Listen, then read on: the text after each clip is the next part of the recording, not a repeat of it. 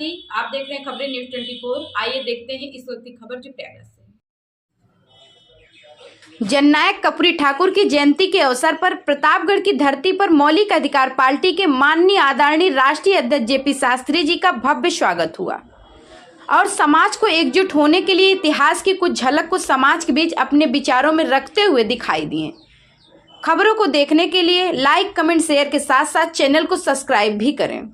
27 जनवरी 2024 को मां चंडिका धाम संडवा चंडिका जनपद प्रतापगढ़ पर आयोजक माननीय सीताराम शर्मा जवार प्रमुख प्रतापपुर प्रथम द्वारा जननायक कर्पूरी ठाकुर जी के जन्म शताब्दी समारोह की कवि माननीय राम अवतार शर्मा की अध्यक्षता में संपन्न हुआ, जिसमें माननीय जेपी शास्त्री राष्ट्रीय अध्यक्ष मौलिक अधिकार पार्टी एवं संस्थापक all India Mahapadmananda community educated association मुख्य अतिथि के रूप में उपस्थित रहे और माननीय राष्ट्रीय अध्यक्ष जेपी शास्त्री के साथ पार्टी के तमाम वरिष्ठ पदाधिकारी उपस्थित रहे। प्रतापगढ़ से ब्यूरो रिपोर्ट। मगध का नाम क्या था? आज जो बिहार है उस समय मगध नाम था इसका। तो जिस समय मगध था उस समय मगध की धरती पर कौन पैदा हुआ? उस समय मगध की धरती पर एक ऐसे राजवंश का उदय हुआ। महान इतिहासकार कर्णियस लिखते हैं कि मगध की धरती जिसको बिहार कहा जाता है उस धरती पर एक ऐसे राजवंश का उदय हुआ। उस राजवंश ने क्या किया? उस राजवंश का नाम क्या था? उस राजवंश ने क्या किया कि असमक सूर्य सेन गंधारा अकुर कंबोज चेदी पंचारा और मत्स्य मगन मोरी मथा अकोसल कोलिए वजीब, जिसने 16 महाजनपदों को जीता। वो 16 महाजनपद कौन थे?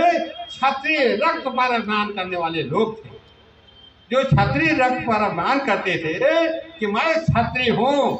तो सम्राट महापद्म ने कहा कि तू क्षत्रिय है तो मैं सर्व क्षत्रांतक हूँ, सभी क्षत्रियों का अंत करने वाला। अंत कर दिया। तो वो कौन थे? वो क्षत्रिय कौन थे? कौशले सदशरथ के जाए हम पित वचन बान बनाए, लिखा ना। तो कौशल नरेश, ये जो कौशल है वो नंद वंश का गुलाम वंश था, जिसे आप अयोध्या कहते हो। ये गुलाम वंश, अयोध्या माने होता है जहाँ योद्धा ना हो। इसका नाम उस समय साकेत नगरी था। देख लो, साकेत नगरी है यही। मैथिली राष्ट्रकवि मैथिली गौतम ने लिखा।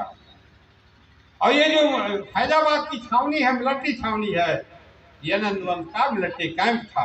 इतिहासकार लिखते हैं कर्णियस लिखता था अयोध्या में सम्राट महापद्म का एक सैनिक शिविर था। ये सैनिक शिविर तुम्हारा है, लेकिन पता नहीं है क्यों? जिस समाज को इतिहास का ज्ञान नहीं होता है वो समाज कभी जो है विकास नहीं कर सकता है। इसीलिए मैं फिर सबको कहा कि हम क्या थे और क्या हो गए और क्या होंगे अभी। आओ मिलकर अब विचारें ये समस्याएं सब। हम क्या थे? हम सम्राट थे, हम राजा थे। क्या हो गए? राजा से प्रजा हो गए। राजा थे तो क्या बन गए? प्रजा बन गए। और क्या होंगे अभी? प्रजा से और क्या होना है? इस समस्या को पर हमें विचार करना है। क्या आपने विचार किया? हाँ, विचार किया। 1994 में विचार करने के बाद मैंने एमसीए का जन्म किया। एमसीए माने महापद्मानंद कम्युनिटी एम्प्लॉय फेडरेशन। 1994 में एमसीए बनाया। एमसीए बना करके और 3-4 साल तक 1500 कर्मचारियों तक संदेश पहुंचा दिया कि हमारे सम्राट महापद्मानंद नाम का एक बहुत बड़ा सम्राट इतिहास में हुआ, उसके हम औलाद हैं। और इसके बाद छोड़ दिया उसको। वो गाड़ी चलती रही। आज सम्राट महापद्मानंद नाम के यानी पहचान के मोहताज नहीं है। क्यों? सम्राट महापद्मानंद का नाम लोग जानते हैं, लेकिन अब जरूरत है सम्राट महापद्मानंद के काम की जरूरत है। भाई उनका नाम तो आप जानते। उनका काम क्या था? उनका काम राजपाट करना था। उनका काम क्या था? राजपाट करना। राजपाट करने वालों का हाथ इस तरीके से होता। तू भी ले जा, तू भी ले जा। तो ये देने वाला हाथ है ना। ये क्या है? देने वाला। ये देने वाला हाथ है, और ये हाथ क्या है? यह हाथ क्या है? मांगने वाला है। तो क्या कहते हैं, डिमांड नहीं, आपको कमांड करनी है। क्या करना है? No demand but command. आप मांगो नहीं, आप मांगने वाली की औलाद हो, आप भिखमंगे नहीं हैं, आपको कमांड करना। आप राजवंश की औलाद हैं, तो केवल एक ही ना समझो आप ही हैं। सबसे पहला राजवंश कौन था इतिहास में? सबसे पहला राजवंश यदुवंश था, जिसको आज भी आप जानते हैं क्या क्या है? जीन बद्धो बलिर राजा दानवेंद्रो महाबला तेन तो हम प्रतिभद्रामी रखे मचला, जिसमें हमने राजा बलि को बांध करके गुलाम बनाया था। उसी हाँ बस, अच्छा ठीक, समय कम रह गया है, बस एक सेकंड। तो कहने का है कि राजा बलि यदुवंश जो है ये पहला राजवंश था। इसके बाद विश्वजीत का पुत्र विश्वकर्मा, वो दूसरा राजवंश है। तीसरा नंदवंश है, और चौथा मौर्य वंश है। यही चार राजवंश जो है, ये चार राजवंश हुए हैं जो पूरे इतिहास में हुए हैं।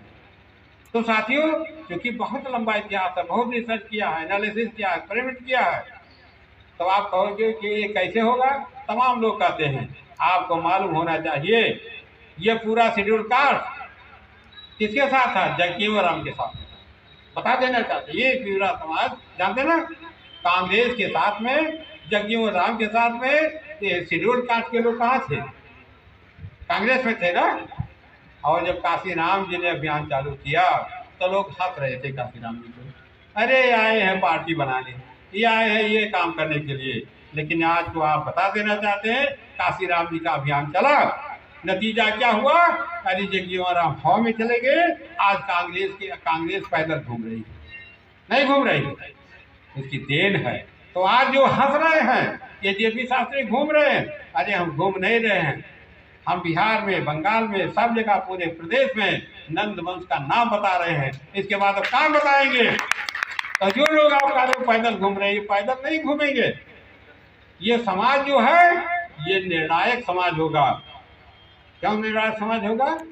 आप यहाँ क्या गए? चौधरी पर है ना, ये चौधरी प्रथा है।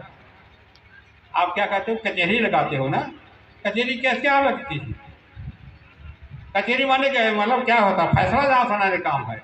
वो नंद गवर्नमेंट थी, नंदवंश के लोग कचहरी लगाते थे। उसकी जो यानी जो चीज अवशेष बचा है वो आप अभी जिंदा किए हैं। जैसे कहाँ खड़े हो जाओ भाई, अरे सम्राट महापदम से छोटी मूछ नहीं है।